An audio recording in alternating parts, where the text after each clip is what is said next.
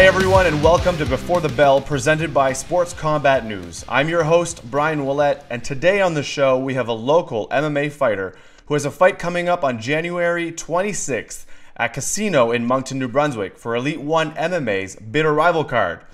We welcome Marc Hebert. Marc, thank you so much for joining us. How are things going so far? Pretty good so far. Thanks for having me on the show. Super pumped for my fight this January. Well, we're glad to have you here. In January, you're going to be fighting against Gary Brown, who is from St. John, whose record is 1-3. How are you preparing for that fight? Is it any different than you normally would prepare for a fight? Oh yeah, 100%. So I get offered pretty tough fights, and a lot of my opponents are grapplers. So for this fight, it's going to be a fast-paced. It's going to be a fast-paced fight, and it's going to be more of a brawl. It's going to be wild and unpredictable. So for this fight camp, we're just fixing up a few holes in my game, and we're going to work on pressure. We're upping the fight pace, and we're going to be ready for Gary. I watched a lot of footage on Gary, and I don't think he has one boring fight.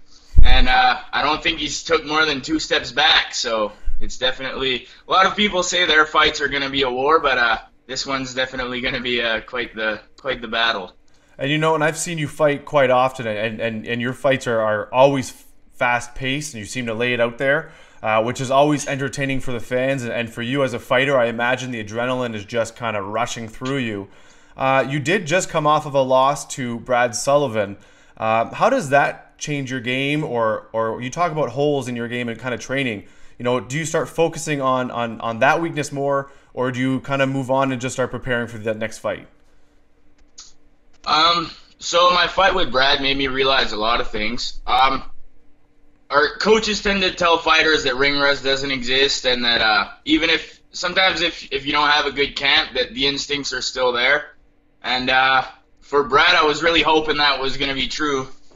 I was really undisciplined with my camp. I got in a lot of striking, a lot of conditioning, but I thought my grappling was going to be okay since I had beaten his teammate last November, and his teammate was a bigger version of him.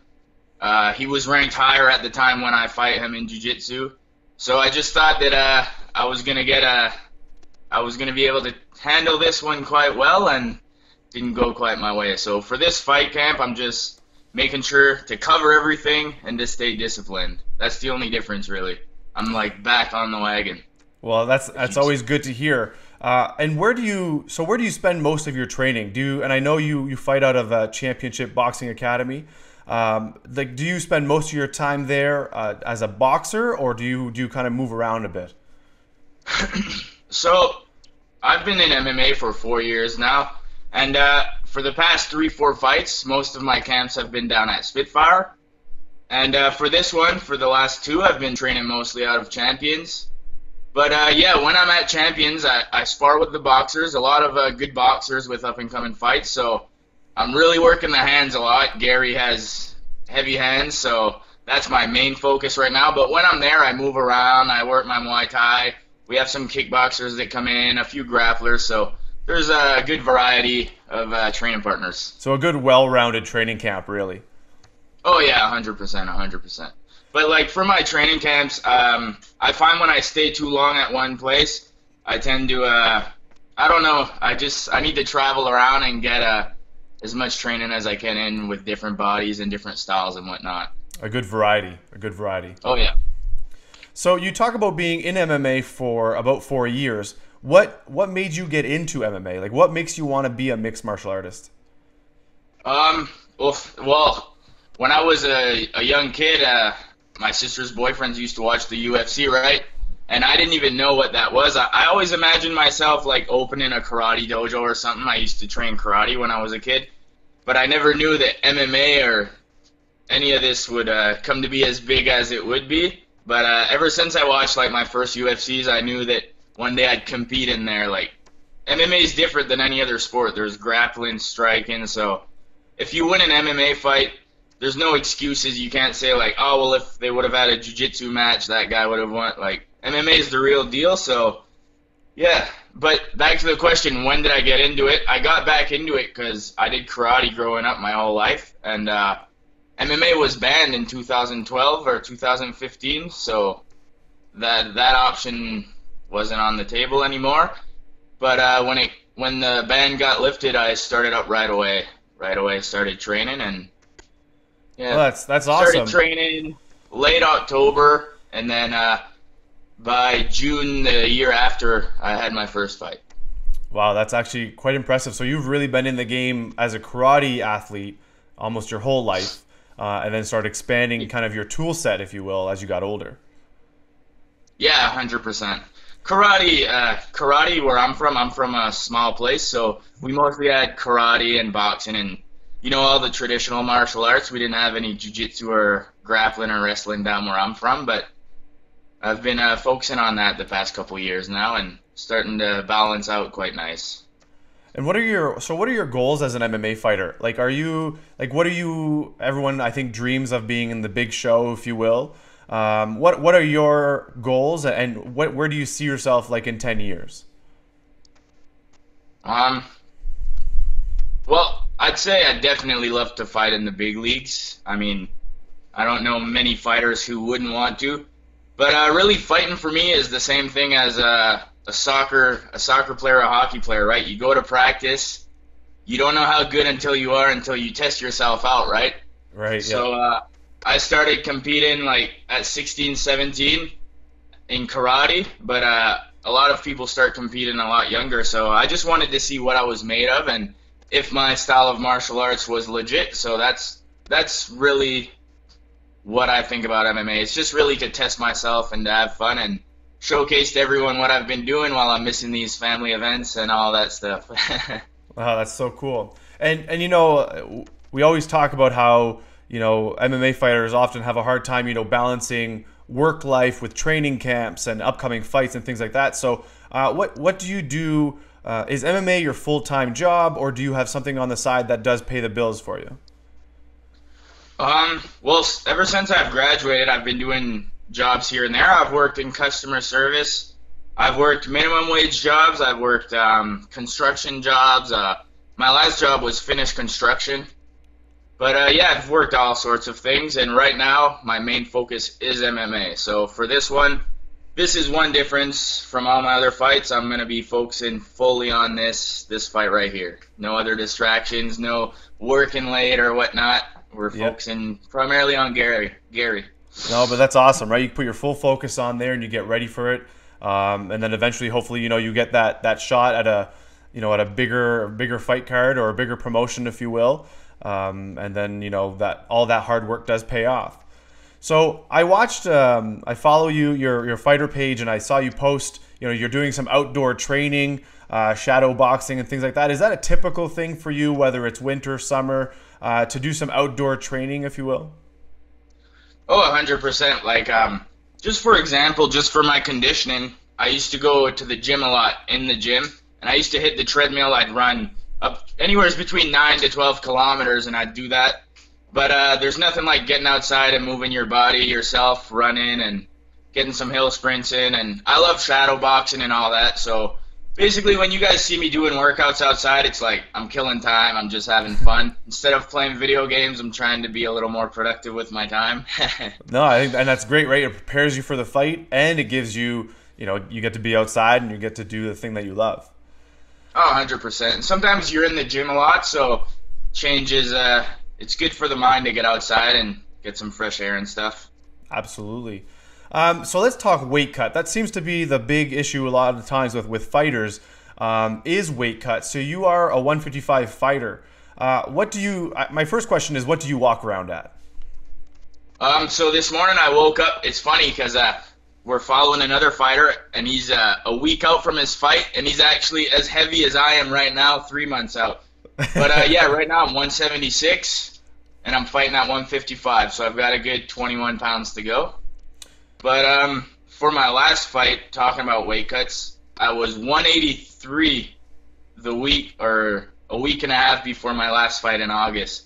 So I'm definitely learning from that weight cut leading up to this fight.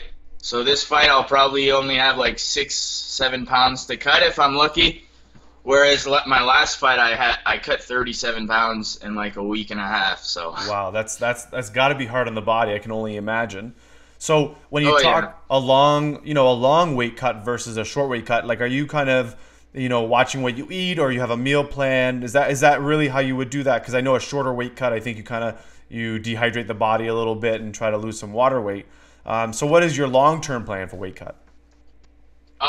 So when I first went down from 170 to 155, I got a straight meal plan, 6 meals a day, and that I still have it. I usually start it about 6 weeks out, but right now we're still a little over 2 months, so I eat for what I train. I have that hunter gatherer mentality. Yeah. So if I have like an easy day, I'll be fueling up on veggies and whatnot. Maybe have a little bit of meat at night, but I do have meal plans and stuff for the weight cut. But I think it's for this one, I'm focusing on getting my weight down as soon as possible because I learned my lesson from my last weight cut. Which I think that's always a great thing, to learn the lesson and then be able to apply it for the next one. Oh, 100%. Like the issue with this weight cut was I started getting good at cheating on my diet and still keeping my weight low, and then it kind of got out of hand for this one. So we're back on the meal plan and we're staying disciplined for this one. Awesome. So I mentioned earlier, Marc, that I have watched a lot of your fights. Obviously, I'm at the shows. And I kind of want to, I'm more curious than anything. I wanted to talk about that Jericho fight where you were going for that amateur title. What is it in a fighter so you did go for the amateur title and then you decided to go pro right after that? What makes a fighter decide to turn pro? And I will say that it was off of a loss and then you went pro. So is it just based on number of fights, or is it you decided I might as well make the move to the next level? Well, honestly, I wanted to go pro a lot sooner. If I would have went pro right away, like after my Jacob Palmer fight, which was before Jericho, yeah. If I would have turned pro right away, I would have been able to quit my job and focus on fighting completely. But the thing with Jericho is this, and I know it sounds like an excuse, but while he was up training with GSP and Vitor Belfort, I was scrubbing toilets at Subway. So, I mean, I was doing a lot of night shifts and stuff, missing a lot of training, and yeah, Jericho's definitely a tough opponent and someone you don't want to fight unless you have a full camp. So I showed up ready for a fight, and I was ready on the feet, but I didn't get the jiu-jitsu in that I wanted for that one. And as soon as he got me up against the cage, and as soon as he got the takedown, basically my mentality was, fuck, it's over. So that's what happened in that one. Yeah, and that obviously is a tough loss, and losing is tough for anybody, obviously, especially in a title fight, but too. Another thing, too, for the record, I didn't want that fight, and I didn't want to fight amateur again, but I ended up fighting amateur because the pro matchups just weren't there at the moment. And a lot of fighters in the Maritimes take times off. Like, they take time before fights off, or they'll take a year off here and there. Well, I just fight no matter what. If I'm working full time, if I'm sick, if I'm injured, I fight. So when you look at my record and you see a couple losses, I mean, it happens, right? But that's why my record isn't pitch perfect. It's because I always fight. I always try and make weight. And I think that's why promoters have me on their card, because a lot of fighters back out. A lot of fighters back out at amateur. And, yeah. No, and I think that, and I appreciate you sharing that. I know, as you said, now that you're focusing totally on Gary for your fight on January 26th. But it's a lesson learned, right? You scrub toilets, and then, your mentality isn't there for the fight. So it's everything is a lesson, and hopefully you can build your career on those lessons, and moving forward as a professional, you become more in the win column based on those lessons.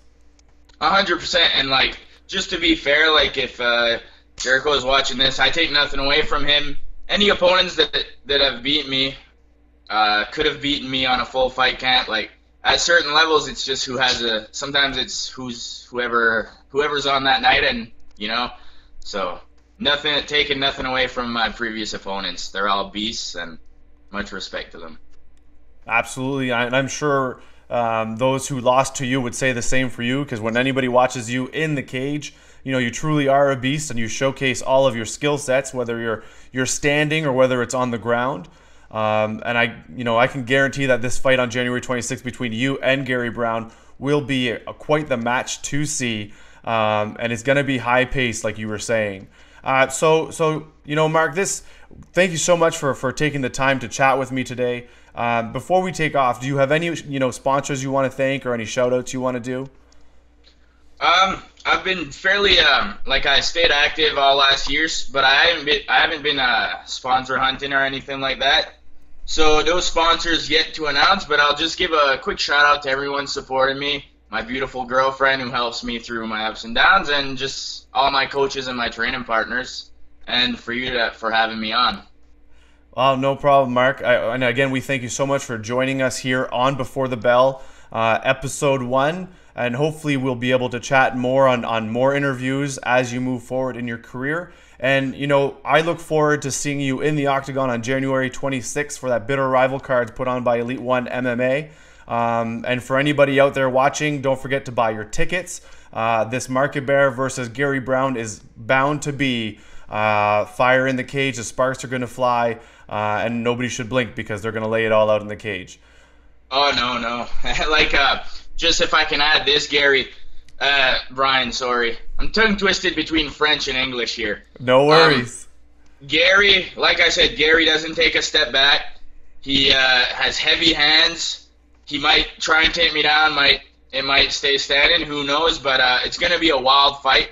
So whether you like me or you hate me, if I show up, switches on and ready to go, it's going to be a short night for Gary. And if I show up not ready to fight, it's going to be a short night for me. So if you guys want to see an exciting brawl, definitely don't miss this one. Well, thanks again, Marc, and thank everyone for joining us on Before the Bell, brought to you by Sports Combat News.